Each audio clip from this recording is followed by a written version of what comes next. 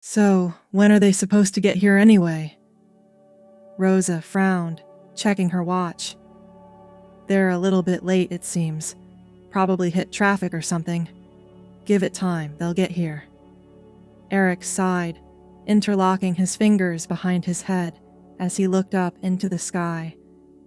Dark clouds had gathered overhead, a sign that summer had ended and fall had finally approached. It was yet another cold and soon-to-be wet Virginia day. Part of him couldn't help but feel that was some kind of bad omen. Almost. If they make us wait out here in the rain, I'm gonna be pissed. Rosa sighed tiredly, running a hand through her flowing black hair. Just be patient, Eric. They can't be that far out. If you say so. Eric unlocked his fingers, then reached into his pocket for a cigarette and his lighter. Rosa's frown deepened as the telltale sound of his lighter being flicked open reached her ears. Must you do that now? She asked. You're supposed to be trying to make a good first impression on her. Eric waved her off as he lit up his cigarette, then took a drag from it and exhaled. She was in the military. Guarantee you she's seen plenty of people smoke before. Still, you're supposed to be setting a good example for her. What's that supposed to mean? She shouldn't need a role model. She's a grown-ass woman. Her file said she was like 24. That's not much younger than I am. Telling then that she'll more likely be the mature one out of the two of you. Eric rolled his eyes. Oh, bite me.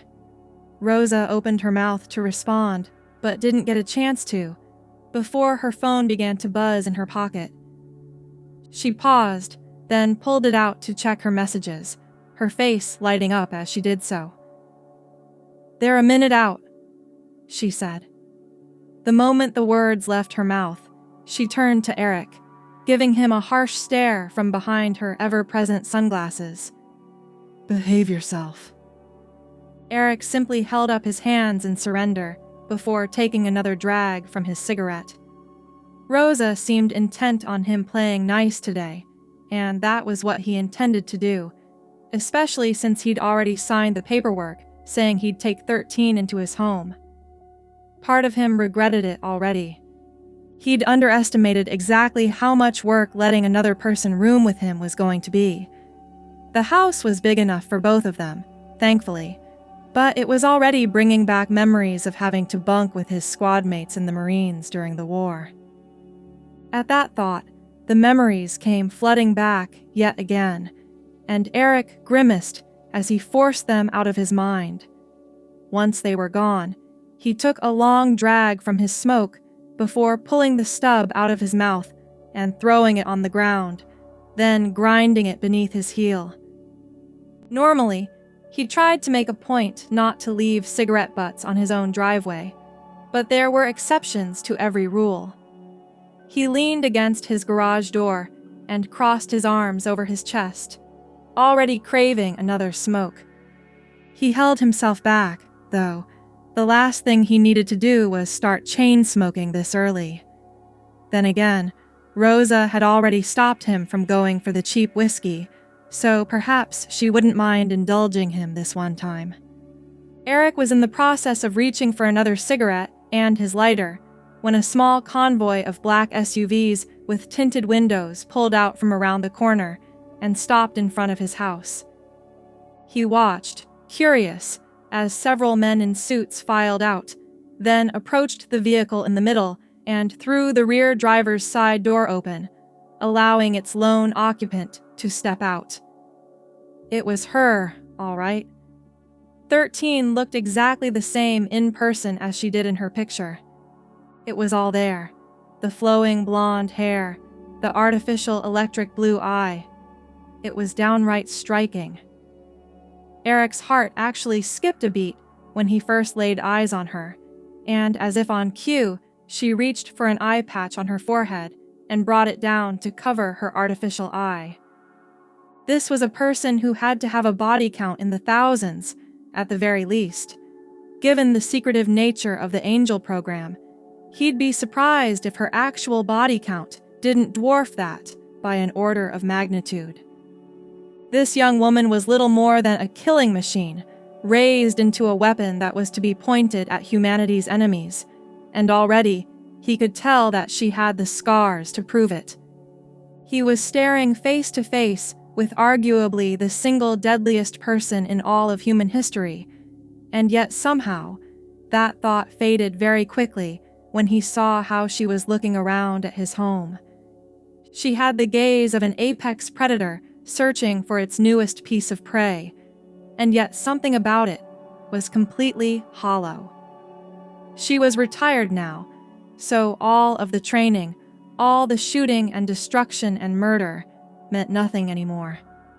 His gaze met her one good eye, the one not covered by an eye patch, and in that moment, Eric was able to realize what the problem was. She was completely lost. Two men in suits suddenly stepped forward. They were both tall, standing at 6.5 feet each, and their outfits matched Rosa's, though somehow Eric could tell they were more official than even she was. They both wore very dark sunglasses and had earpieces in, and the way their suit jackets shifted as they walked was just enough to tell him that they were both carrying handguns in shoulder holsters. The more serious-looking of the two was fair-skinned, with a receding black hairline and a thin layer of facial hair, while the slightly more personable one was dark-skinned and completely bald. "So, you're the intelligence spooks, then?" Eric couldn't hold himself back from asking. "Let me guess. If anything happens to her, or if I reveal her true nature to anyone, it's straight to a government black site for me?" "Officially, the government does not operate any black sites," receding hairline stated matter-of-factly. "Unofficially, you are in the presence of a war hero.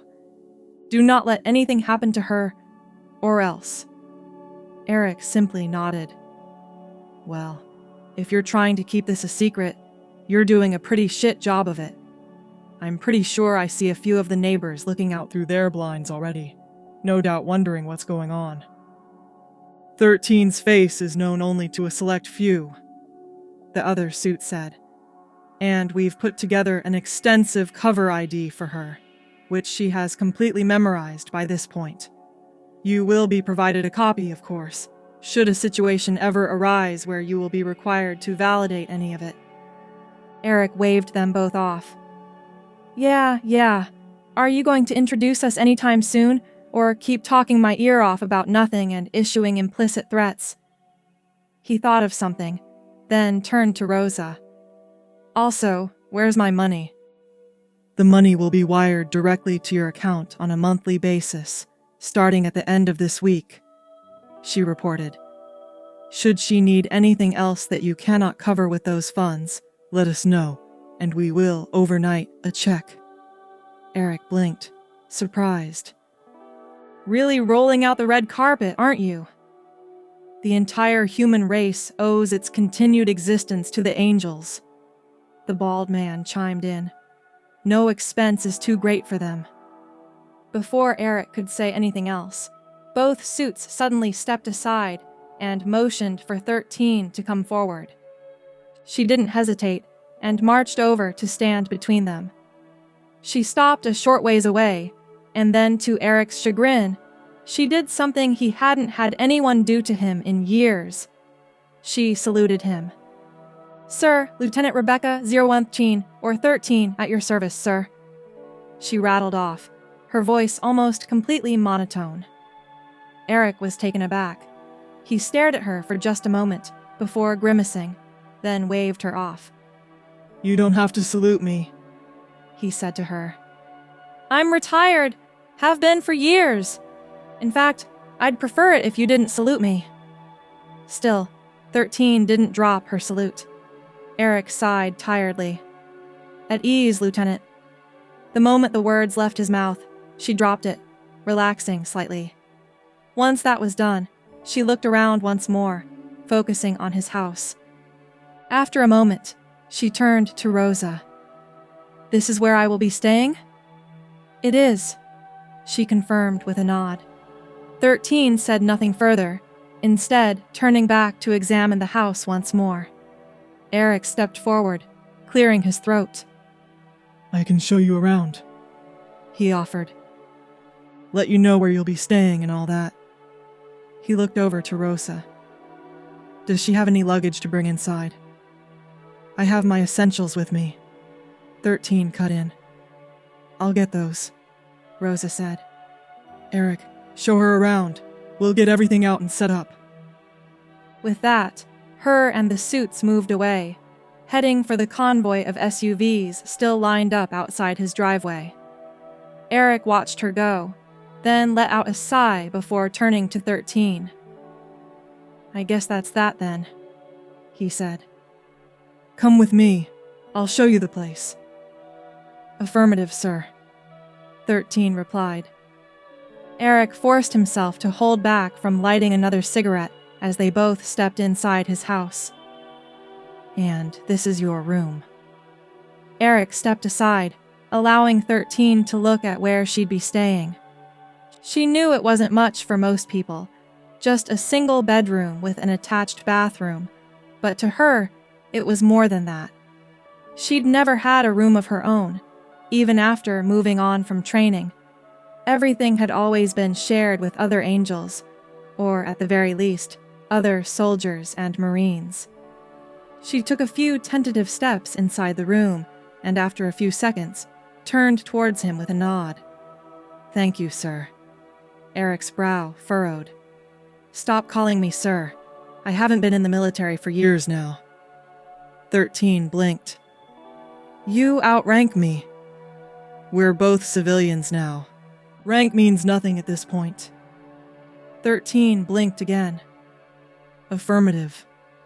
Eric sighed, running a hand through his hair. Look, it's pretty late in the day, all right? I'm hungry and thirsty, so I'm going to throw together a very basic dinner for both of us. Figure that's the least I can do to officially welcome you here. Are you okay with chicken? Yes. Good. Get yourself settled here. I'll call for you when the food's done. 13 nodded, then fell silent. The two of them stared at each other before Eric took a few awkward steps out of the room, then began to make his way to the kitchen.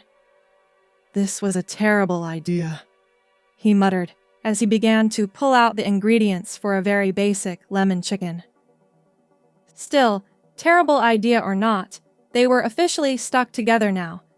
He'd signed the paperwork, and as far as he could tell, she'd signed her end of it too. That meant they shared a government contract, and if his service with the Marines was any indication, government contracts were as binding as they came. If nothing else, 13 seemed relatively easy to get along with, if only because she seemed to think that him outranking her meant anything at this point. That was going to be a bad habit of hers he'd have to break, he realized. After all, the last thing he wanted was her dredging up bad memories, unintentionally or not. A chill went down his spine, and despite himself, Eric reached for the nearby bottle of bourbon he'd opened not too long ago and took a swig directly from it. It tasted like turpentine, but he wasn't complaining.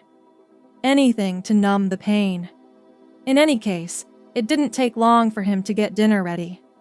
Before long, it was all set at the countertop, waiting for her.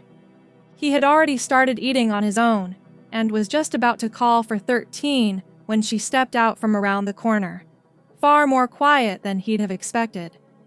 That earned a raised eyebrow from him. This house had hardwood floors, and yet he hadn't heard her footsteps at all. Then again, given what she had allegedly been doing during her time in the service, that probably shouldn't have surprised him too much. One does not make entire enemy lines disappear in the middle of the night without picking up at least a few bits of knowledge regarding stealth, he supposed. They both ate in silence, and once they were finished, Eric cleaned up, and they both went their own separate ways.